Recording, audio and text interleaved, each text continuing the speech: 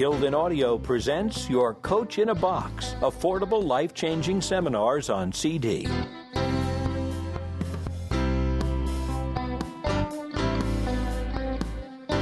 Thinking for a Living.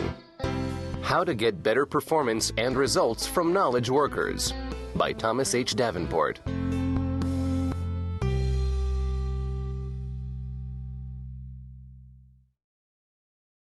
Preface and Acknowledgements.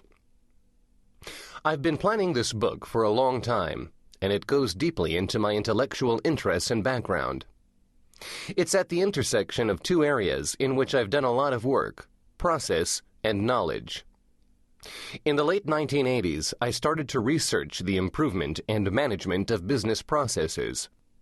By 1993 or so, I had realized that to address knowledge-intensive processes required a different set of approaches than most companies were using for process reengineering and improvement. Then, around 1994, I started researching and writing about knowledge management. For several years, I argued that knowledge management ought to involve people, process, and technology, but I didn't pay much attention to the process side of this combo until the late 1990s. Because I knew that I would eventually write this book, I undertook a series of studies involving knowledge workers and their work that I hoped would become key building blocks or chapters.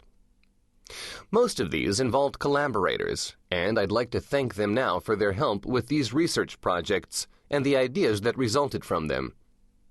The first was undertaken with Sirka Jarvenpa of the University of Texas and Mike Beers, then of Ernst & Young. It resulted in a 1996 Sloan Management Review article called Improving Knowledge Work Processes, and many of its concepts can be found in chapters 2 and 4. I became the director of the Accenture Institute for Strategic Change in 1998, and I worked with several colleagues there on projects that made their way into this book in some form. The matrix of 4 knowledge work types that I use here came from a project on knowledge management that I worked on a bit with Gene Harris and Leigh Donahue.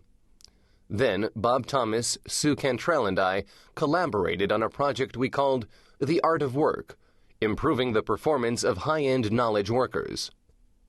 It led to most of the ideas in Chapter 8 of this book. Sue and I also worked with Rob Cross of the University of Virginia on a project assessing the social networks of high-performing knowledge workers. This research formed the basis of Chapter 7. Chapter 9 is the result of an attempt at co-authoring an article with Warren Bennis on the management and leadership of knowledge workers. It never really emerged as a co-authored piece, but I was happy to use the ideas Warren and I had discussed as the basic for a talk at his Festschrift celebration and a chapter in his Festschrift volume. While still at Accenture, I was able to begin working with a consortium of IT firms called the Information Work Productivity Council, IWPC. Microsoft started the ball rolling, and Accenture, Cisco, Hewlett-Packard, Intel, SAP, and Xerox also got behind it. When I left Accenture for Babson in 2003, I became the academic director of this consortium, and also led a particular research project on personal information and knowledge management that became the core of Chapter 6. On the IWPC project, I worked closely with Susan Conway of Microsoft, Dan Holtzhaus of Xerox, Mary Lee Kennedy, then of Microsoft, and Carla Odell of the American Productivity and Quality Center.